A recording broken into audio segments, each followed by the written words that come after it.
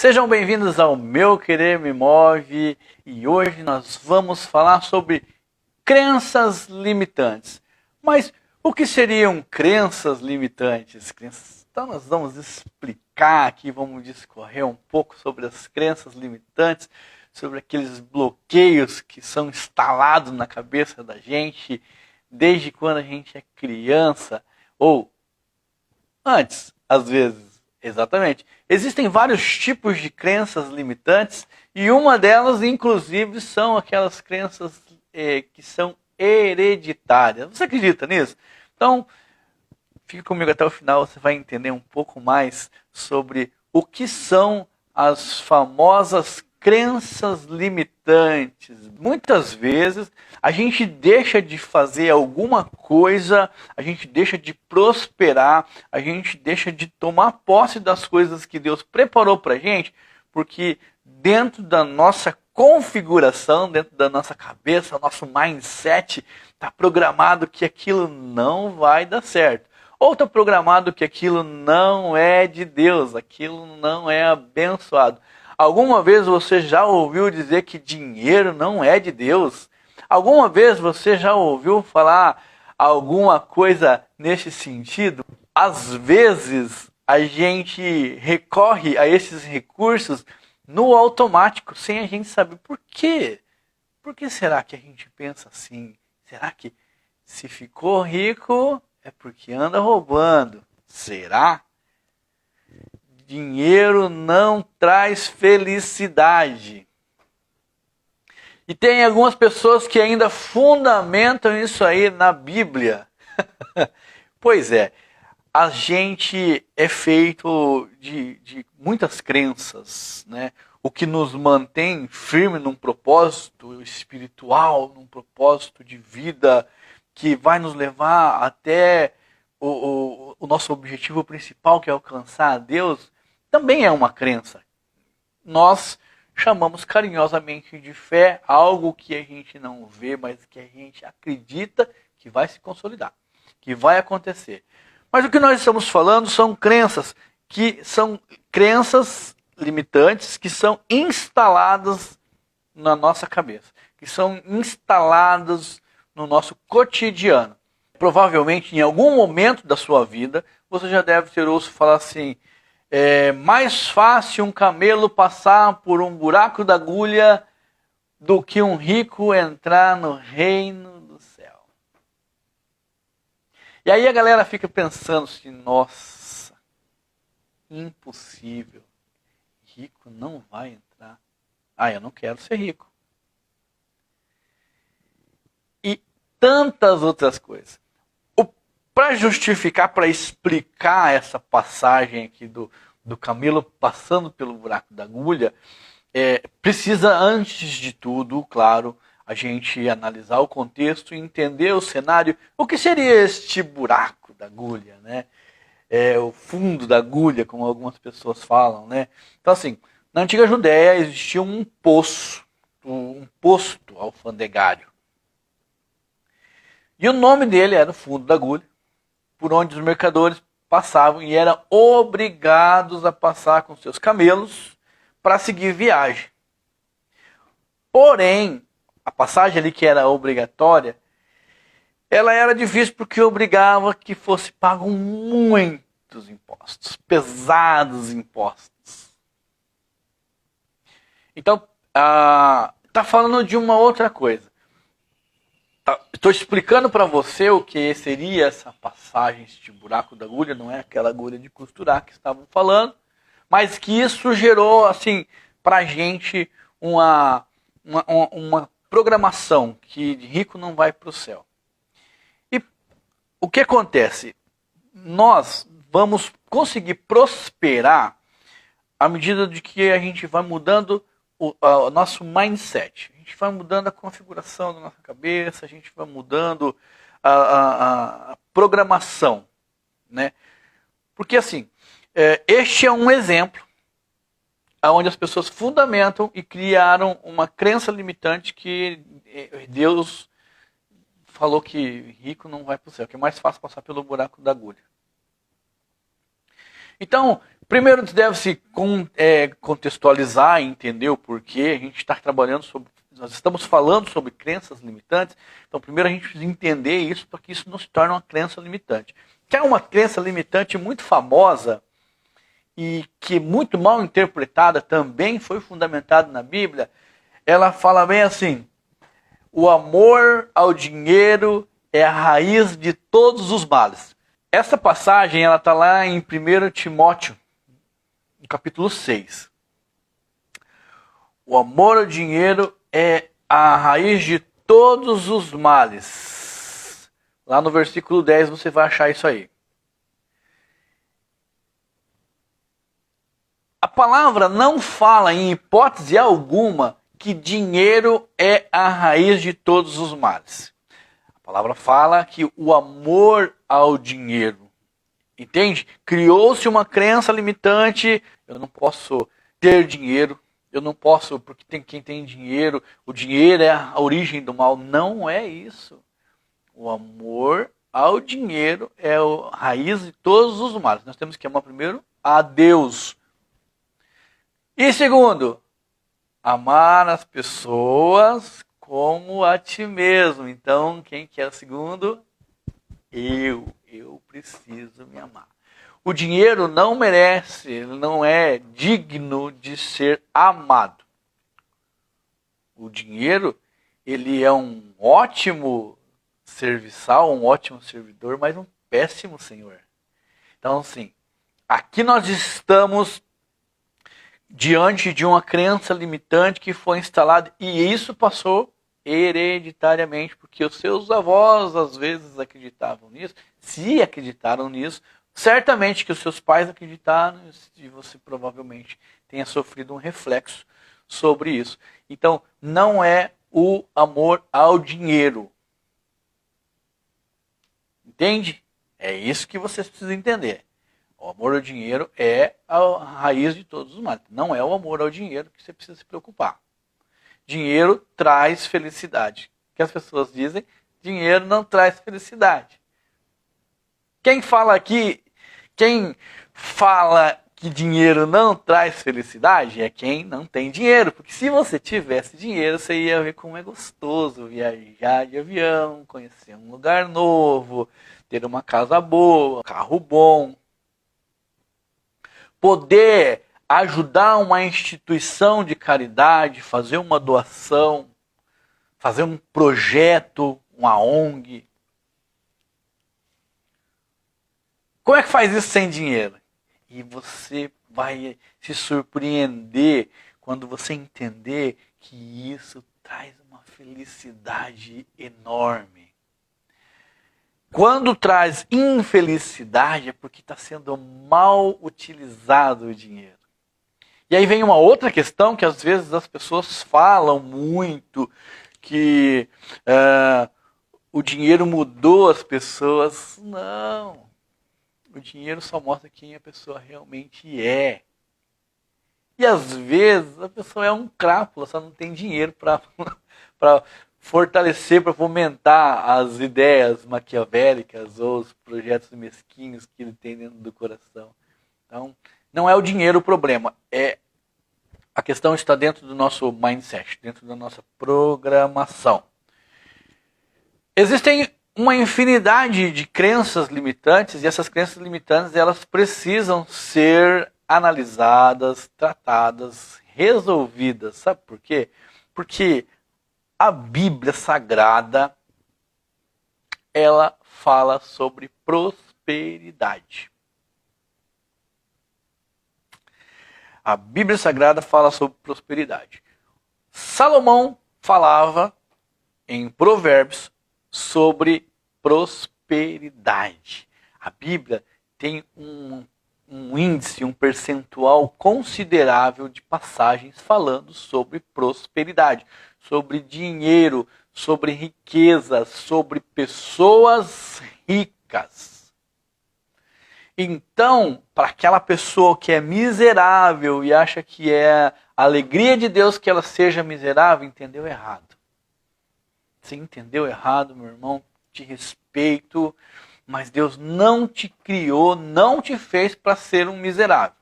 Muito pelo contrário, Deus te fez para ter uma vida abundante. Eu vim para que tenhas vida e vida em abundância. É isso que fala a Bíblia Sagrada. E aí você vai começar a ver a vida de uma maneira diferente. E isso também foi uma crença limitante que foi instalada dentro da tua cabeça.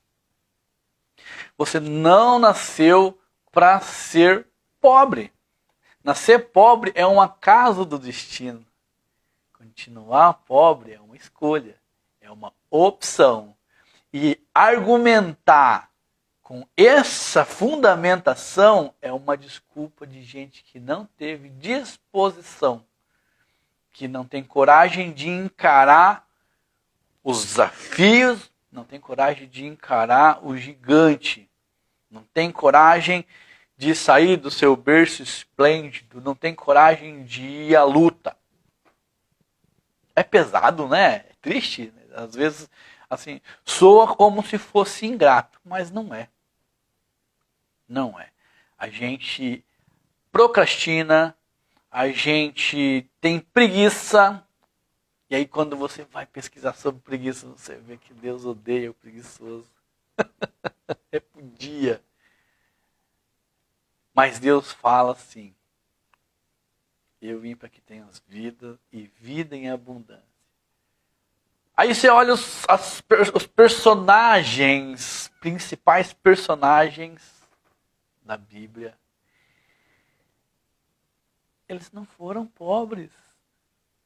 Salomão, quando teve a opção de fazer um pedido para Deus, ele pediu sabedoria. Sabedoria que vale mais do que ouro que prata. E a resposta de Deus foi qual? Pois é, meu irmão, meu filho querido, você, por ter pedido, poderia ter pedido qualquer coisa, mas por ter pedido sabedoria, eis aqui todas as riquezas possíveis. Olha só. Salomão foi pobre? Não foi. Vamos falar de um outro rei? Rei Davi. Como é que pode, né? Era de uma família de 8 filhos, ele era o 8º? Ou era o 7º? Enfim, ele era o mais novo. Agora vamos lá. Davi era o filho mais novo e foi a pessoa que resolveu um grande problema. Qual seria este problema? Por que grande problema? Porque era um gigante. Porque era um gigante. Davi foi aí um dos reis mais conhecidos da história. E olha só.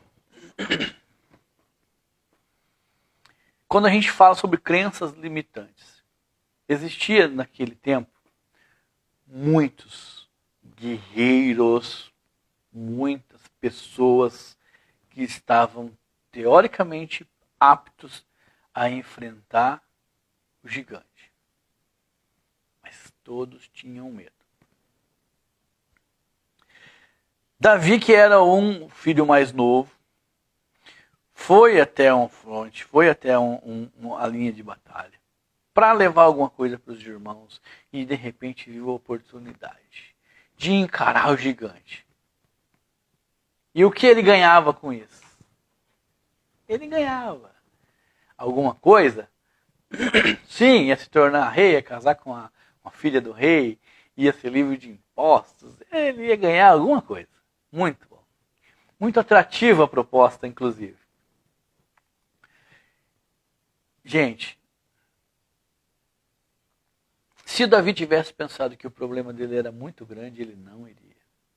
Porque a maioria das pessoas pensava que o problema era muito grande, que era intransponível. Como que vai encarar um gigante?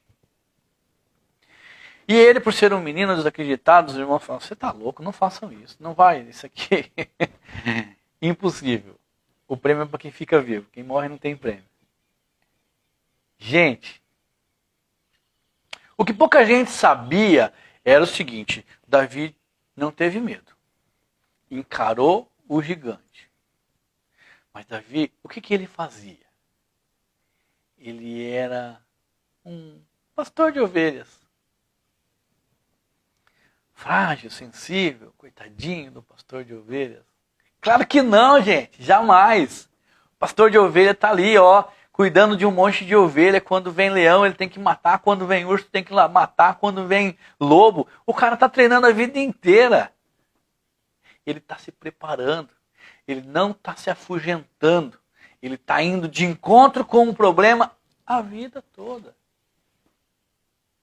Tanto que quando ele vai para enfrentar o Golias, é oferecido para ele uma armadura, uma vestimenta, roupas, e ele fala assim: não, muito obrigado, eu sou bom com essas ferramentas aqui, ó. Com isso eu sei lidar. Ele estava preparado. Só que a preparação dele, ela estava aqui dentro da cabeça. Portanto, o desfecho foi este. Davi foi e encarou Golias e matou Golias. Você está encarando teus problemas? Está encarando teu gigante? Você está se preparando no dia a dia? Você está dando foco na tua força, na tua espiritualidade, no teu relacionamento com Deus, naquilo que você pode ser bom? Ou você está se comiserando?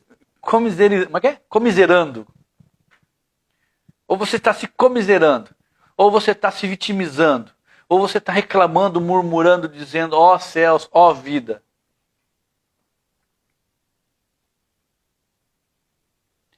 Gente, a nossa vida, ela é um instante muito breve. Não dá tempo de a gente ficar murmurando. Não dá para ficar fazendo isso. Pensa sobre a história de Davi. Às vezes as pessoas falam assim: mas o Davi era só um pastor de ovelhas. Mas era um pastor de ovelha que não desistia. Era um pastor de ovelha que pastoreava, que cuidava sabe? Ele cuidava do rebanho dele, mas não era cuidar assim, de ir lá, pegar, encher o coxo d'água. Não era só isso. Não era. O desafio era muito maior. Então, às vezes, a gente precisa só entender que a nossa força, ela está na nossa cabeça. Os nossos desafios, muitos deles são criados, inclusive, pela nossa cabeça. Napoleão Hill conta que o segredo do sucesso é a criatividade. Por que ele fala isso? Porque à medida que você imagina, que você consegue imaginar aquilo que você sonha, aquilo que você deseja, à medida que você consegue se ver no lugar onde você deseja alcançar, você está fazendo uso da sua criatividade e você aproxima isso que a um primeiro momento é uma intenção, é um sonho, é uma visão, você aproxima da sua realidade. E quando chegar este momento, você já vai estar preparado, já vai estar acostumado. Então, a gente precisa se livrar urgentemente de crenças limitantes que não nos permitem crescer e entram na vida da gente como uma desculpa, entram na vida da gente como um pretexto, como uma comiseração, um vitimismo, aonde a culpa é das estrelas, aonde todo o problema do mundo não é culpa minha, não é responsabilidade minha e eu não preciso de dinheiro para ser feliz. Mentira. Mentira. Você não precisa de dinheiro para ser um mentiroso. Mas para ser feliz... Quando você tem problemas financeiros, o teu relacionamento amoroso é afetado. Dá para você ser feliz dentro de casa se a sua esposa estiver triste com você? Frustrada, decepcionada? Dá para você ser feliz se o seu esposo esposo está triste com você, frustrado, decepcionado? Dinheiro não traz felicidade? Quem fica feliz quando o filho pede um presente e não pode comprar? Pede para comer alguma coisa e não pode comprar? Quem fica feliz quando acontece algum infortúnio que precisa viajar e não tem dinheiro? Gente, são crenças limitantes que foram instaladas na minha cabeça, na sua cabeça.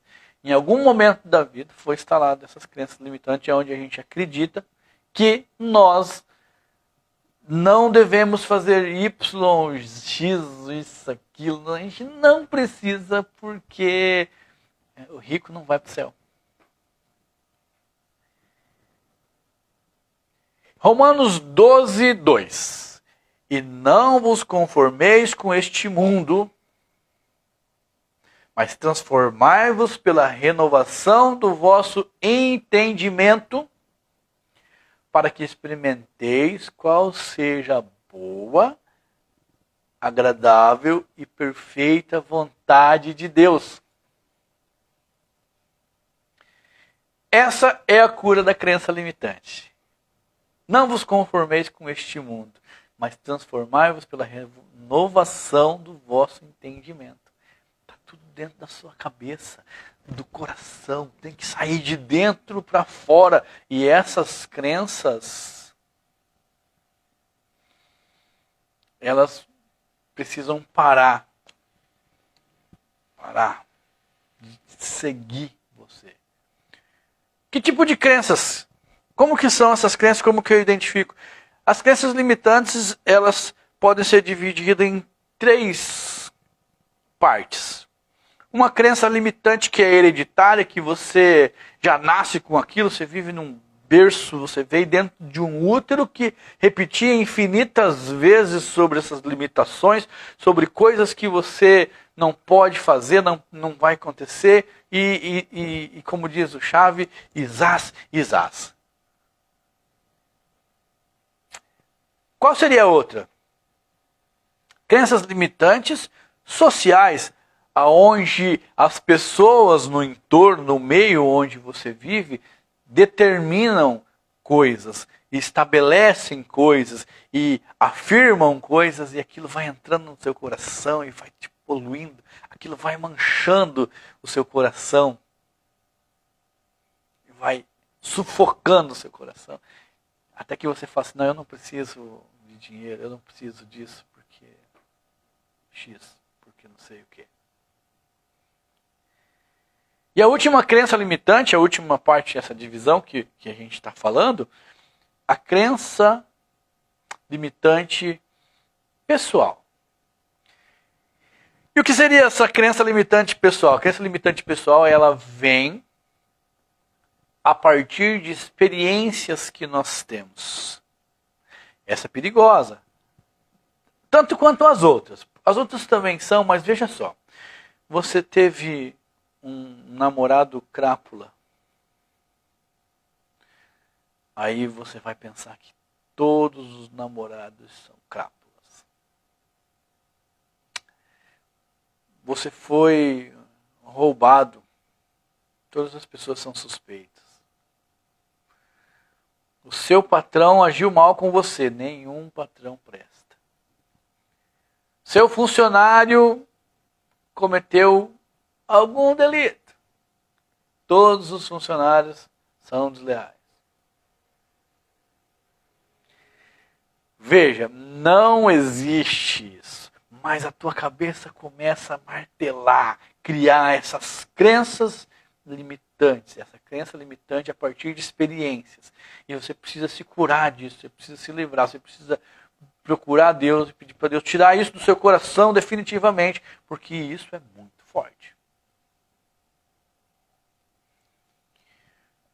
E não corresponde com a realidade. Porque você pode muito bem ter tido uma experiência ruim hoje e amanhã fazer exatamente a mesma experiência e ela ser boa. E ela trazer frutos e ela te abençoar. Então, o assunto que a gente está tratando hoje, ele nada mais é do que a gente programar a nossa cabeça para a gente ter uma visão mais aberta e alcançar tudo aquilo que Deus deseja que nós consigamos, que é uma vida abundante. Porque Deus fez você a sua imagem e semelhança. E eu entendo que Deus é o dono do ouro e da prata. Eu entendo que Deus é o dono da sabedoria, é o dono do poder. E por que que eu, sendo feito a imagem e semelhança de Deus, seria diferente? Ah, mas eu tenho meus momentos de fraqueza. Todos os dias. Peço para Deus, por favor, perdoa os meus pecados, renova a minha fé, me fortalece, Senhor. Porque eu sou falho. Essa é a minha oração. Porque se eu não faço isso, eu seria um hipócrita. A gente tem nossos momentos de fragilidade, nossos momentos de estar compartilhando com Deus. Então era essa mensagem que eu queria passar nessa sexta-feira abençoada para você. Não se esqueça. Leia ali, ó. Vou ler de novo. Capítulo 6 de 1 Timóteo, versículo 10. Pois o amor ao dinheiro é a raiz de todos os males. Algumas pessoas, por cobiçarem dinheiro, desviaram-se da fé e atormentaram com muito sofrimento. E se atormentaram com muito sofrimento.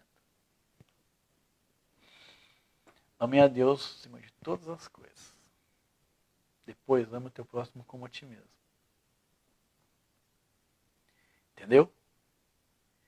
E vamos acabar com as nossas crenças limitantes. Vamos crescer de uma maneira mais saudável, acreditando que tudo que nós precisamos, toda a semente para o nosso crescimento já foi plantada dentro do nosso coração. Nós precisamos semeá-la, precisamos regá-la. Só isso. Gente, muito prazer estar com vocês. Eu desejo de coração que você tenha uma semana abençoada, um final de semana abençoado, né? Eu desejo que você fique em paz, fique com Deus, que você tenha uma vida muito próspera, muito abundante, que você tenha tanto dinheiro que você se sinta na obrigação de ajudar as pessoas que estão ao seu redor. Este é o Meu Querer Me Move. Eu sou Everton Biron e eu te espero aqui de segunda a sexta. Forte abraço, até lá.